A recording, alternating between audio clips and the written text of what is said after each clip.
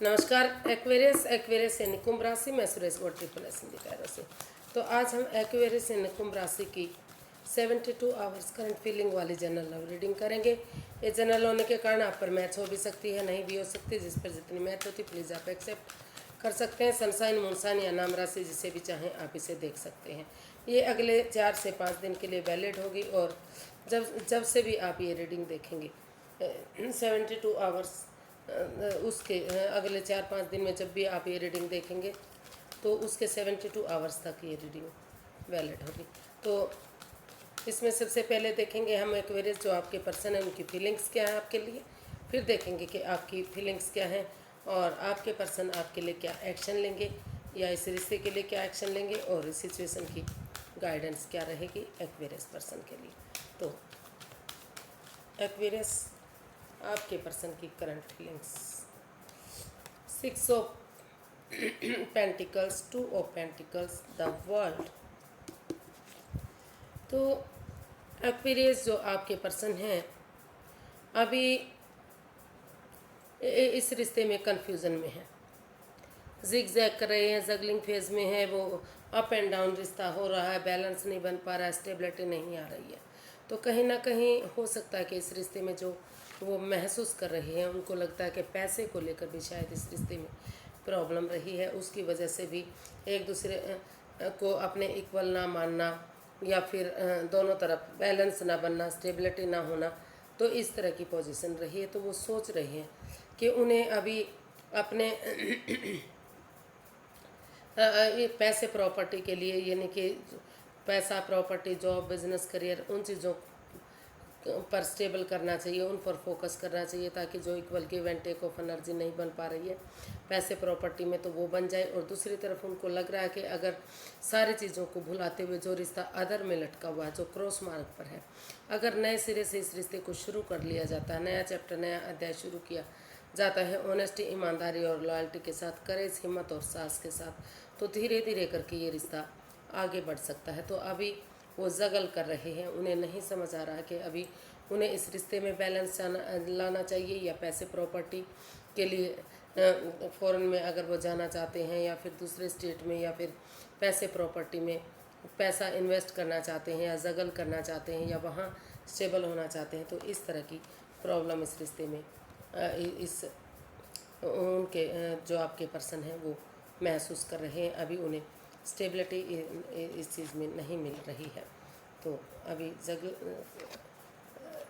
Juggling phase में है। देख लेते हैं एक्वेरियस आप क्या महसूस करते हैं। तो वो अभी डिसाइड ही नहीं कर पा रहे हैं, लेकिन जो भी डिसाइड करेंगे वो उनके फेवर में हो सकता है। तो देखते हैं एक्वेरियस आप क्या फील करते हैं। The fool, 7 of pentacles, 7 of cups.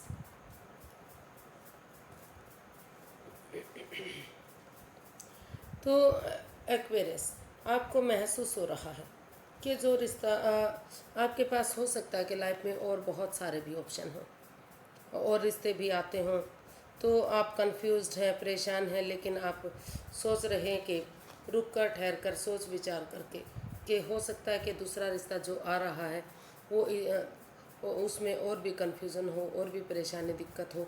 तो आप सिर्फ़ और सिर्फ आप उसी पर्सन का सोच रहे हैं कि जो रिश्ता आपका जा चुका है, ख़त्म हो चुका है, या फिर उसका वेट और इंतज़ार आप बेसब्री से कर रहे हैं कि कब आपकी तरफ से गुड न्यूज़ आएगा, कब मैसेज आएगा, कब ये रिश्ता आगे बढ़ेगा, सारी खुशियाँ वापस आएंगी। तो आपको फील हो रहा कि इस कन्फ्यूज़न से बाहर निकलते हुए रुक कर, ठहर कर, सोच विचार करके अगर आप इसमें एक रिस्क लेंगे, एक आगे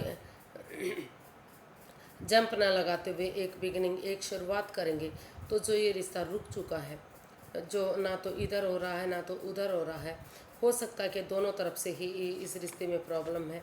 तो आप इस पर चाहते हैं कि अगर आप एक बिगिनिंग, एक शुरुआत करेंगे तो ये रुका हुआ रिश्ता आगे बढ़ सकता है, ये कन्फ्यूज़न दूर हो सकती है, परेशानी, दिक्कत दूर हो सकती है। तो आप चाहते हैं कि इस रिश्ते की कन्फ्यूज़न को दूर करने के लिए आपको भले ही और ऑप्शन है, लेकिन आपको इसमें थोड़ा सा रिस्क उठाना चाहिए, एक बिगनिंग एक शुरुआत कर देनी चाहिए, ताकि धीरे धीरे करके ये रिश्ता आगे बढ़ सके और फिर से इस रिश्ते में वापस खुशहाली आ सके। तो देख लेते हैं अगले 72 आवर्स में आपके पर्सन क्या एक्शन लेंगे।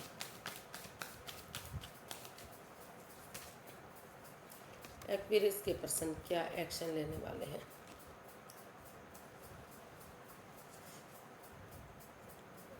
Judgement,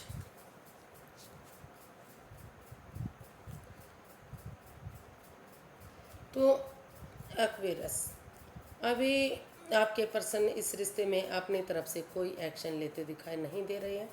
bottom of the deck बता रहा है कि हालांकि वो इस रिश्ते को में एक दूसरे से माफ़ी मांगते हुए यूनिवर्स की ब्लेसिंग्स के साथ एक दूसरे को गिव अप करते हुए आगे बढ़ना चाहते हैं, इस रिश्ते को फिर से बढ़ाना चाहते हैं, लेकिन लेकिन लेकिन क्या है कि इस रिश्ते में अभी माइंड गेम चले हुए हैं, मैनिपुलेशन चली हुई है, तो इस वजह से उनकी ईगो हर्ट हो रही है।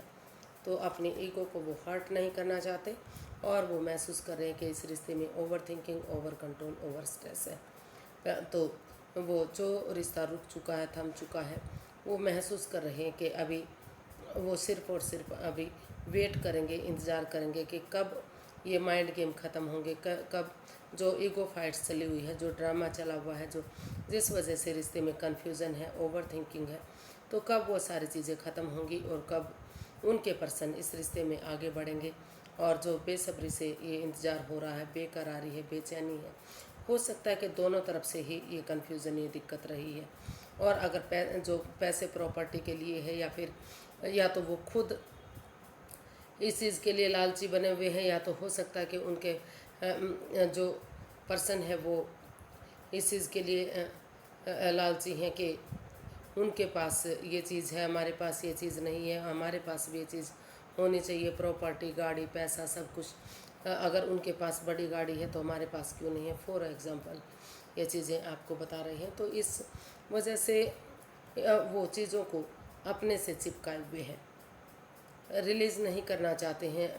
उनको लग रहा है कि अगर वो पैसे को छोड़ेंगे, रिलीज़ करेंगे तो वो नुकसान में आ जाएंगे, लेकिन जब तक उन चीज़ों से रिलीज़ नहीं करेंगे, समय के साथ, फ्लो के साथ नहीं बहेंगे, तो तब तक रिश्ता आगे नहीं बढ़ेगा, तब तक कन्फ्यूज़न और परेशानी रह सकती है। इसलिए अभी इस रिश्ते में ईगो हर्ट हो रही है, माइंड गेम चल रहे हैं। हो सकता है कोई तीसरा पर्सन भी इस रिश्ते में कन्फ्यूज़न के लिए आगे इन्वॉल्व हो, तो अभी अपनी तरफ से वो इसमें कोई एक्शन लेते दिखाई नहीं दे रहे हैं। तो देख लेते हैं यूनिवर्स से क्या चाहते हैं। यूनिवर्स से गाइड में प्लीज़ एक्वेरियस पर्सन के लिए क्या गाइडेंस है, उनके लिए क्या मैसेज है, क्या गाइडेंस है, गाइड में प्लीज़।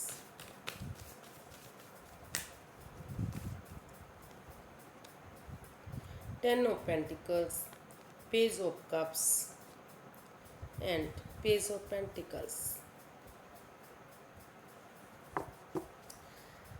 तो इसमें दो दो कोर्ट कार्ड भी आए हैं। तो वो सबसे पहले इसमें चाहते हैं कि एक दूसरे से माफ़ी मांगी जाए।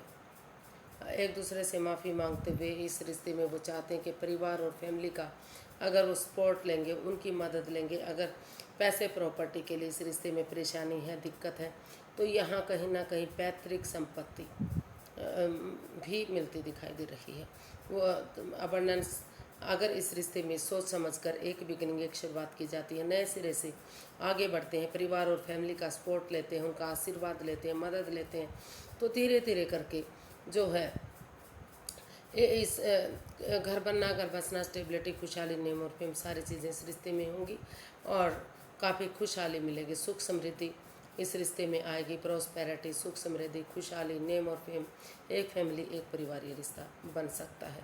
तो यूनिवर्स यही गाइड करना चाहते हैं कि आप इस रिश्ते में एक दूसरे से माफ़ी मांग लीजिए, एक दूसरे को समझिए और दोबारा से परिवारजनों की या बड़े बुजुर्गों की या जिनको आप अपना फैमिली मानते हैं, उनके आशीर्वाद से एक बिगिनिंग, एक शुरुआत करेंगे। तो दोबारा से जिस चीज़ के लिए, अगर पैसे के लिए, प्रॉपर्टी के लिए या इन चीज़ों, जॉब, बिजनेस के लिए, इन चीज़ों के लिए कोई इस रिश्ते में रुकावटें आई हैं, तो वो भी आपको मिल सकती है, वो भी मिलने के आसार हैं और रिश्ता आगे बढ़ सकता है। तो आज के लिए इतना ही, फिर एक नई वीडियो के साथ मिलेंगे। अगर वीडियो सही लगती हैं, अच्छी लगती हैं तो प्लीज़ लाइक करें, शेयर करें, सब्सक्राइब करें, कमेंट्स करना ना भूलें।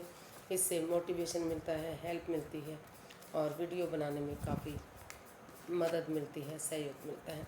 तो फिर नई वीडियो के साथ मिलेंगे, तब तक के लिए हैप्पी रहें, खुश रहें। नमस्ते, थैंक यू सो मच।